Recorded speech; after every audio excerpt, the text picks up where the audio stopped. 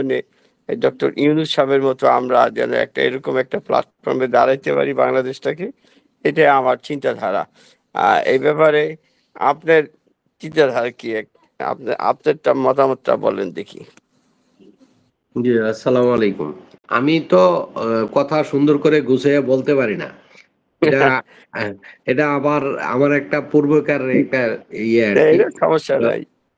তো হ্যাঁ, এখন বিষয়টা হলো আমি যে বিষয়টা বলতে চাচ্ছি, জসিম ফাউন্ডেশন যেটা তৈরি হচ্ছে, এটা একটা প্রতিষ্ঠান। এটা জি, সামাজিক প্রতিষ্ঠান, অর্থনৈতিক প্রতিষ্ঠান, সোশ্যাল ওয়ার্ক সবকিছু মিলিয়ে জসিম ফাউন্ডেশন। তা আমি অল্প সময়ের জন্য এটার মধ্যে এড হইছি জামান ভাইয়ের মাধ্যমে। জি, জি। আমি এখনো মনে হয় মেম্বার হতে পারিনি। তো এখন এটার সম্পর্কে আপনি যে প্রশ্নটা করছেন যে জসিম ফাউন্ডেশনের কার্যকারিতা, এটার কর্ম এবং এটার প্রজ্ঞা, এটার আহ, ধারাবাহিকতা, এইসব বিষয়ের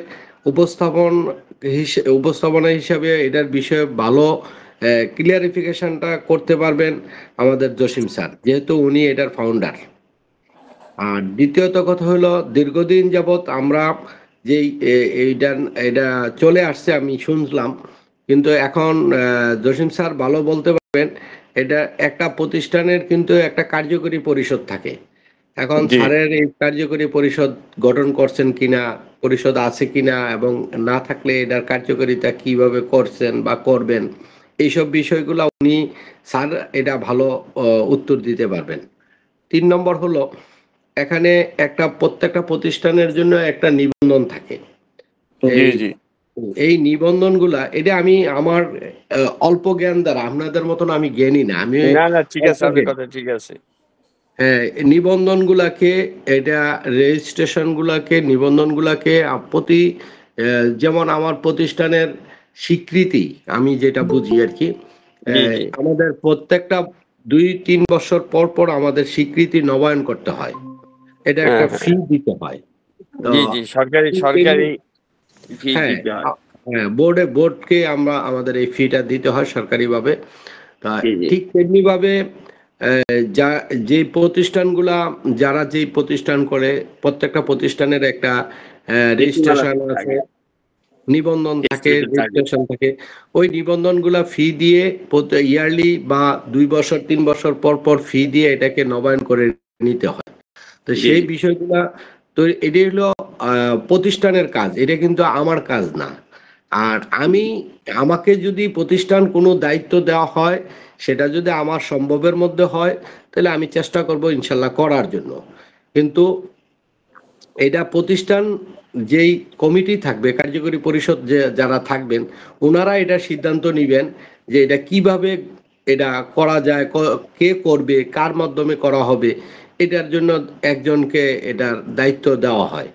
তো এখন জসিম ফাউন্ডেশন যে অনেক বড় আকারে, পরিসরে, জি, বড় জি। অনেক পরিসরে, প্রোগ্রাম আমি যা বুঝলাম। অনেকগুলা ধারাবাহিকভাবে, আজকে প্রায় আমি ১ মাসের মতন হবে, আমি মাঝে মাঝে কর্মব্যস্ততার ফাঁকে যতটুকু আমি শুনতে পাচ্ছি, দেশ বিদেশের বিভিন্ন এখানে সদস্য আছেন যারা আলাপ আলোচনা করছেন।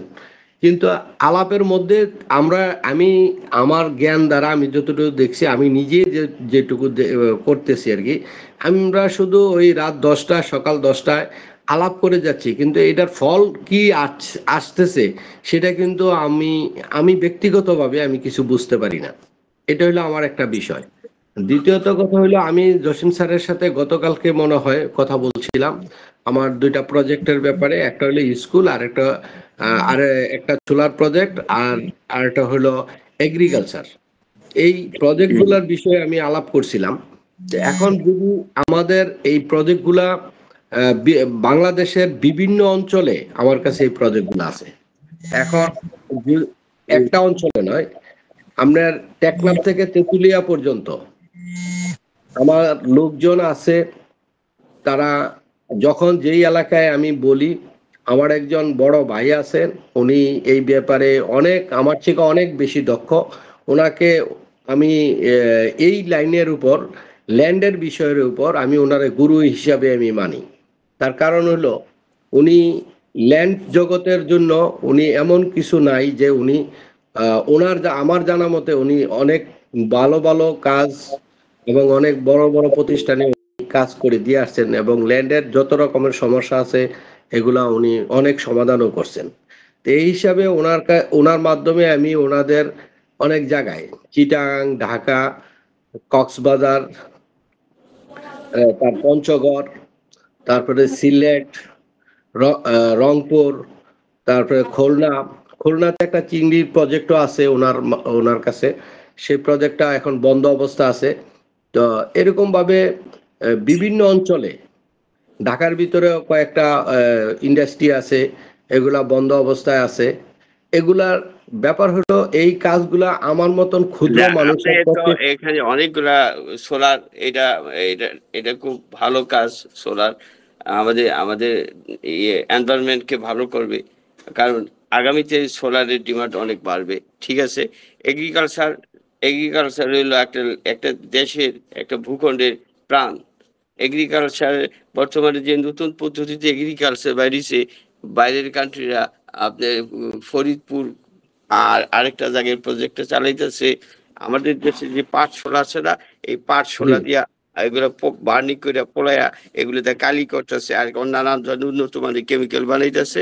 ওরা ওরা একটা প্রজেক্ট এরিয়া নিয়ে এগ্রিকালচার ভাবে উন্নত মানের অর্গানিক পদ্ধতিতে নানান ধরনের জিনিস আবাদ করতেছে।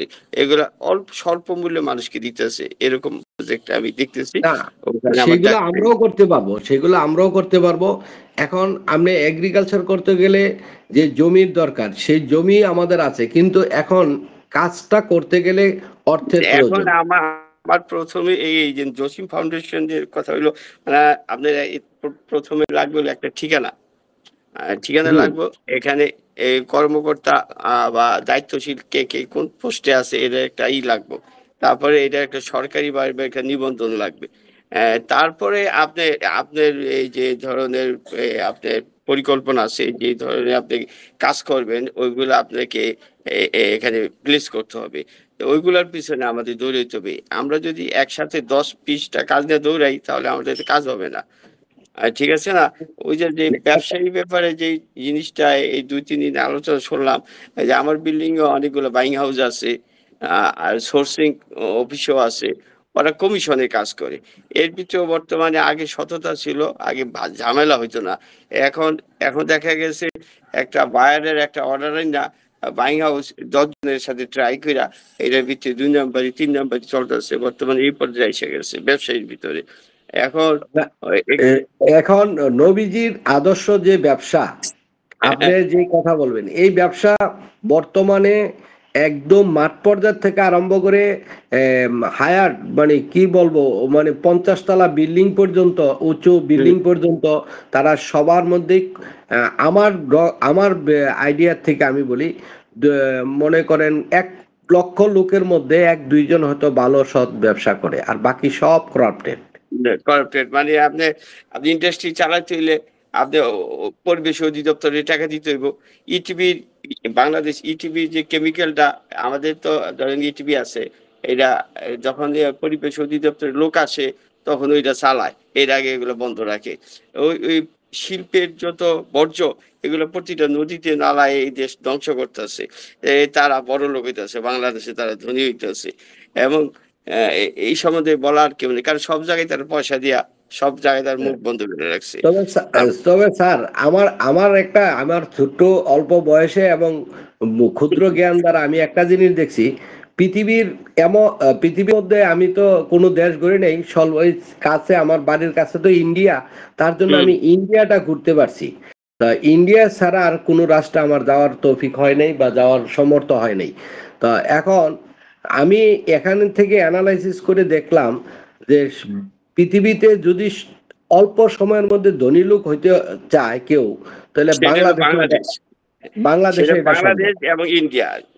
ইন্ডিয়া এই না, এই বাংলাদেশ। ইন্ডিয়াতে 95% গরিব মানুষ, না, 96% গরিব মানুষ, 4% 5% ধনী মানুষ, তারাই সব কি কন্ট্রোল করে। হ্যাঁ, ওদেরকে প্রভু না, দাস হিসাবে অনেকগুলো ইন্ডিয়া আছে। তার চেয়ে ইন্ডিয়াতে আমরা কিন্তু একটু ভালো, বাংলাদেশ তার চেয়ে একটু ভালো। ইন্ডিয়া ত্রিপুরা এখানে রাজ্যটা ত্রিপুরা রাজ্য, ইন্ডিয়ার ত্রিপুরা রাজ্যতে কিন্তু মানে 89